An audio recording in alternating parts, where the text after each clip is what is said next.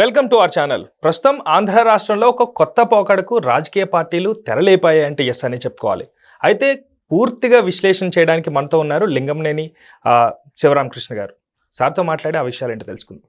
నమస్తే అండి. ప్రస్తుతం ఆంధ్రప్రదేశ్లో ఎక్కడ చూసినా చదువుకున్నా చదువుకోకపోయినా ప్రతి ఒక్కరికి అర్థమయ్యే లాంగ్వేజ్ ధార్మికత, ధర్మము, దైవము, దానికి సంబంధించినటువంటి లడ్డు ఇష్యూ. ఎందుకండి అంత ప్రాచుర్యం? వెంకటేశ్వర స్వామి దేవస్థానానికి కూడా లేని ప్రాచుర్యం లడ్డు విషయంలో జరుగుతుందంటే రాజకీయ పార్టీల కుట్ర, కావాలని చేస్తున్నటువంటి ఇది అనుకోవాలి. అంటే ఒకటి, గతంలో టీటీడీ దేవస్థానానికి చైర్మన్లు అంటే కాస్త భక్తి ఉన్నాళ్ళని, క్యారెక్టర్ ఉన్నాళ్ళని, ఈ గతంలో ఎన్టీ రామారావు గారి దగ్గర నుంచి కూడా చూస్తే అట్లా ఉన్న వాళ్ళని సెలెక్ట్ చేసేవాళ్ళు. జగన్మోహన్ రెడ్డి గారు వచ్చిన తర్వాత ఏంటంటే ఆయన భూమన కరుణాకర్ రెడ్డి గారిని కూడా ఇచ్చాడు. భూమన కరుణాకర్ రెడ్డి గారికి ఉన్న క్వాలిఫికేషన్ ఏంటంటే ఆయన ఒక రాడికల్, ఆయన ఒక నాస్తికవాది. ఒక నాస్తికుడిని తీసుకొచ్చి టీటీడీ చైర్మన్గా చేశావంటే ఏ ఉద్దేశంతో చేశారు అంటే వాళ్ళకి ఏముంటుంది అక్కడ? ఆ దేవుడి మీద భక్తి ఉన్నాళ్ళో లేకపోతే ఆ దేవుడు అంటే భయం ఉన్నాళ్ళో అక్కడ ఉంటే పర్ఫెక్ట్గా చేస్తారు తప్ప, అక్కడ ఎప్పుడైతే ఇటువంటి వాళ్ళని చైర్మన్గా వేశారో అప్పటి నుంచే తప్పు జరగటానికి వాళ్ళు ఏ విధంగా సంపాదన మార్గం ఎదుక్కోవటానికి అవకాశం ఇచ్చారు. ఇప్పుడు మీరు అన్నదే చూస్తే ఇప్పుడు రాజకీయ పార్టీలు అన్నాం. అసలు రాజకీయ పార్టీలకు దీంతో యాక్చువల్గా చెప్పాలంటే రాజకీయ పార్టీలని కాదు, ఇక్కడ లడ్డూలో భక్తుల మనోభావాలతో ఆటలాడుకున్నారు. ఇక్కడ వెంకటేశ్వర స్వామికి సంబంధించి లడ్డూలో కల్తీ నెయ్యి కూడా కాదు, అసలు నకిలీ నెయ్యి తయారు చేసి కెమికల్స్తో 80% కెమికల్స్తో, అది కూడా హానికరమైన కెమికల్స్తో నేతిని తయారు చేసి దానికి సువాసన వచ్చే విధంగా కూడా ఇంకో కెమికల్ కలిపి నెయ్యి లాంటి పదార్థంతో మీరు అక్కడ లడ్డూ తయారు చేశారు. అంటే యాక్చువల్గా ఏంటంటే ఒక మతం మీద మీరు అత్యాచారం చేశారు, హిందూ మతం మీద అత్యాచారం చేశారు, హిందూ మతాన్ని నష్టపరిచారు. అలాగే భక్తులకి మీరు సప్లై చేసిన లడ్డు అవన్నీ కూడా అడల్టరేటెడ్ నెయ్యితో చేసిన లడ్డు అయితే వాళ్ళ ఆరోగ్యం మీద ప్రభావం చూపుతుంది కదా.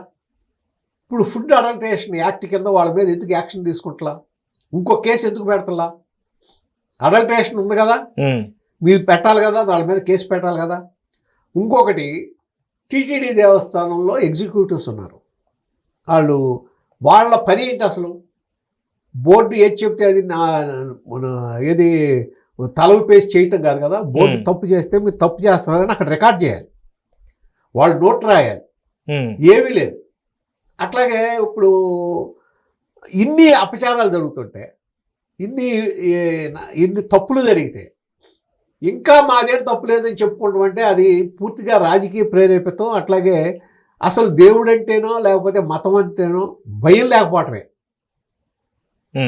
అది వాళ్ళ పరిస్థితి అట్లా ఉన్నట్టు లెక్కేసుకోవాలి. ఇక్కడ సూటిగా ఒక ప్రశ్న అడుగుతాను సార్. కలియుగ దైవం వెంకటేశ్వర స్వామి అవునా కాదా? అవును. ప్రపంచంలో ఏ కష్టం వచ్చినా మనం వెళ్ళేది కోర్టుకి, అవునా కాదా? అవును. వెంకటేశ్వర స్వామికి కోర్టులో న్యాయం జరుగుతుందా? అసలు వీళ్ళిద్దరికి ముడి పెట్టడం సమంజసమేనా? వెంకటేశ్వర స్వామికి కోర్టులో న్యాయం జరగక్కర్లా. లడ్డు అంటే ప్రతీక న్యాయం జరిగేటట్టు వెంకటేశ్వర స్వామి చేసుకుంటాడు గ్యారెంటీ. ఇప్పటికే అప్రూవల్స్ అయ్యారు ముగ్గురు. మొత్తం క్లియర్గా ఏది ఆ మోడస్ ఆపరెండి అంతా వచ్చేసింది, ఏ విధంగా జరిగింది ఈ కల్తీ లడ్డు అనేది వచ్చేసింది. డబ్బులు తీసుకున్న వాళ్ళకి కూడా వాళ్ళ అకౌంట్స్ కూడా వచ్చినాయి, వాళ్ళు ఎక్కడెక్కడ డబ్బులు తీసుకున్నాడో వచ్చినాయి. అట్లాగే హవాలా మార్గంలో ఎక్కడి నుంచి డబ్బులు వచ్చినాయో అన్ని పట్టుకున్నారు. సో రూట్స్ వచ్చేసినాయి అన్నీ. ఇప్పుడు రేపు ఈడీ కూడా ఎంటర్ అవుతుంది అంటున్నారు. ఈడీ కూడా ఎంటర్ అయితే ఇంకా ఎక్కువ సివియర్గా ఉంటుంది. కలియుగంలో మంచి చేసి ఎవరైతే ఇట్లాంటి వ్యక్తుల వల్ల ఇబ్బంది పడుతున్నారో వాళ్ళని కాపాడడానికి వెంకటేశ్వర స్వామి కాదా? అంటే వెంకటేశ్వర స్వామి ఎవరైతే ఇబ్బంది పెడుతున్నారో, ఇబ్బంది పడుతున్నారో వాళ్ళ కోసం కదా. ఇప్పుడు ఒక హిందూ అన్నాడు, దేవుడు అంటే భక్తి ఉంది, వాళ్ళకి భయం ఉంటుంది, వాళ్ళకి నిజాయితీ ఉంటుంది. ఆ దేవుడు లేడనే ఉద్దేశంతో ఉన్న వాళ్ళకి నిజాయితీ ఏముంటుంది, భక్తి ఎందుకు ఉంటుంది? అంటే మీరన్న ప్రశ్నలో ఈ కలియుగంలో కాలకేయులు చేస్తున్నటువంటి చర్యలకి వెంకటేశ్వర స్వామి వచ్చి నిరూపించుకోవాలా? అంటే ప్రస్తుతం రాజకీయ పార్టీలు అలా చేస్తున్నాయంటే ఒప్పుకుంటారా? ఇప్పుడు ఆ విధంగా చేశారు కాబట్టి 2024 రిజల్ట్ చూసాం. 2024 రిజల్ట్ నిరూపిత అయింది. తప్పు చేసిన వాళ్ళకి ఏది తిరుపతిలో తప్పు చేస్తే ఏ విధంగా శిక్ష పడుతుంది అనేది ప్రజా కోర్టులో శిక్ష పడిపోయింది. ఆల్రెడీ ప్రజా కోర్టులో శిక్ష ఏది అమలైపోయింది. ఇక మీకు చెప్పిన న్యాయస్థానంలో శిక్ష అమలవుతుంది. అట్లాగే నేను అనేది ఇంకోటి, అసలు మాట వెళ్తే ధార్మిక సంస్థలు ఇవన్నీ ఉన్నాయి. హిందూ ధర్మ పరిరక్షణ సంస్థలు, లేకపోతే సనాతన ధర్మ సంస్థలు, సనాతన ధర్మం అంతా బయలుదేరే వాళ్ళు, స్వామీజీలు, వీళ్ళందరూ ఏం చేస్తున్నారు?